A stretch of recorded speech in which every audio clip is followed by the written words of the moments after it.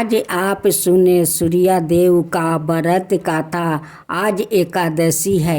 एकादशी पर सूर्य भगवान का कथा सुनना बहुत शुभ माना जाता है। प्राचीन काल में एक बुढ़िया रहती थी। वो नित्य नियम रूप से रविवार का व्रत करती। रविवार के दिन सूर्य उदय से पहले उठकर बुढ़िया स्नान नदी से निमृत होकर आंगन को गोबर से लीप कर स्वच्छ करती। उसके बाद सूर्य भगवान की पूजा करते हुए रविवार का व्रत का कथा सुनकर सूर्य भगवान का भोग लगाकर दिन में एक समय भोजन करती। सूर्य भगवान की अनुकंपा से बुढ़िया को किसी प्रकार की चीज और कष्ट नहीं था। धीरे धीरे उसका घर धन धन से भर रहा था। उस बुढ़िया को सुखी होते देखे उसकी पड़ोसिन उससे जलने लगी। बुढ़िया ने कोई गाय नहीं पाल रखी थी। अतः वो अपनी पड़ोसिन के आंगन में बंधी गाय का गोबर लाती थी। पड़ोसिन ने कुछ सोचकर अपनी गाय को घर के भीतर बांध दिया। रविवार को गोबर न मिलने से बुढ़िया अपना आंगन नहीं लीप सकी। आंगन ना लीप पाने के कारण उस बुढ़िया ने सूर्य भगवान को भोग नहीं लगाया और उस दिन सवाए भी भोजन नहीं किया। सूर्यास्त होने पर बुढ़िया भूखी प्यासी सो गई। प्रातः काल सूर्य उदय से पूर्व उस बुढ़िया की आँख खुली तो वो अपने घर के आंगन में सुंदर गाय और बछड़े को देखकर हैरान हो गई। गाय को आंगन में बांधकर उसने जल्दी से उसे चारा लगाकर खिलाया। पड़ोसिन ने उस बुढ़िया के आंगन में बंधी सुंदर गाय और बछड़े को देखा तो वो उसे और अधिक जलने लगी। तब गाय ने सोना का गोबर कर दिया। गोबर को देखते ही पड़ोसिन की आंखें फट गई। पड़ोसन ने उस बुढ़िया को आसपास ना पाकर तुरंत उसे गोबर को उठाया और अपने घर ले गई और अपनी गाय का गोबर वहाँ राख आई। सोने के गोबर से पड़ोसिन कुछ ही दिनों में धनवान हो गई।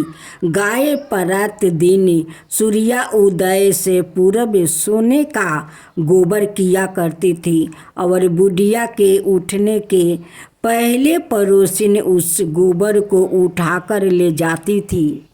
बहुत दिनों तक बुढ़िया को सोने के गोबर के बारे में कुछ पता नहीं चला। बुढ़िया पहले की तरह हर रविवार को भगवान सूर्य देव का व्रत करती रही और कथा सुनती रही। लेकिन सूर्य भगवान को जब पड़ोसिन की चालाकी का पता चला तो उन्होंने तेज आंधी हवा चलाई। आंधी हवा का प्रकोप देखकर बुढ़िया ने गाय को घर के भीतर बांध दिया। सुबह उठकर बुढ़िया ने सोने का गोबर देखा। उसे बहुत आश्चर्य हुआ। उस दिन के बाद बुढ़िया गाय को घर के भीतर बांधने लगी। सोने के गोबर से बुढ़िया कुछ ही दिनों में बहुत धनी हो गई। उस बुढ़िया के धनी होने से पड़ोसिन बुरी तरह जलपुर कर राख हो गई और उसने अपने पति को समझा बुझाकर उसे नगर के राजा के पास भेज दिया। सुंदर गाय को देखकर राजा बहुत खुश हुआ। सुबह जब राजा ने सोने का गोबर देखा तो उसके आश्चर्य का ठिकाना ना रहा। उधर सूर्या भगवान को भूखी पियासी बुढ़िया को इस तरह प्रार्थना करते देखा। उस पर बहुत करुणा आई। उसी रात सूर्या भगवान ने राजा को सपना में कहा, राजन, बुढ़िया की गाय बछड़ा तुरंत लौटा दो, नहीं तो तुम पर विपत्तियों का पहाड़ टूट पड़ेगा, तुम्हारा महल नष्ट हो जाएगा। सूर्या भगवान के सपना से बुरी तरह भयभीत राजा ने परत उठते ही गाय का बछड़ा बुढ़िया को लौटा दिया। राजा ने बहुत सा धन देकर बुढ़िया से अपनी गलती के लिए क्षमा मांगी। राजा ने पड़ोसिन और उसके पति को उनकी इस दुष्टता के लिए दंड दिया। फिर राजा ने पूरे राज्य में घोषणा करवाई कि सभी स्त्री पुरुष रविवार का व्रत किया करो। रविवार का व्रत करने से सभी लोगों के घर धन धन से भर गया। राज्य में चारों ओर खुशहाली छा गई। स्त्री पुरुष सुखी जीवन यापन करने लगे और सभी लोग के शारीरिक कष्ट भी दूर हो गया। तो बोलो सूर्या भगवान की जय, सूर्या भगवान की जय। यमराज भगवान की जय हो, यमराज भगवान की जय हो। एक महिला से यमराज ने कहा कि मैं तुम्हारे प्राण लेने आया हूँ, मैं तुम्हारा थोड़ा समय देता हूँ। अपनी किस्मत बदलने के लिए इस पुस्तक में जो चाहे लिख दो, वो ही हो जाएगा। महिला ने पुस्तक में देखा तो वह लिखा था, तुम्हारी सहेली को खजाना मिलने वाली है। इसके बाद क्या हुआ? एक महिला को यमराज मिले, लेकिन वो उन्हें पहचान नहीं सकी। उसने यमराज को पानी पिलाया। इसके बाद यमराज ने महिला से कहा कि मैं तुम्हारे प्राण लेने आया हूँ, लेकिन तुमने मुझे पानी पीने के लिए दिया, इस कारण मैं तुमसे खुश हूँ। तुम्हें एक अवसर देता हूँ, तुम अपना भाग्य बदल सकती हो।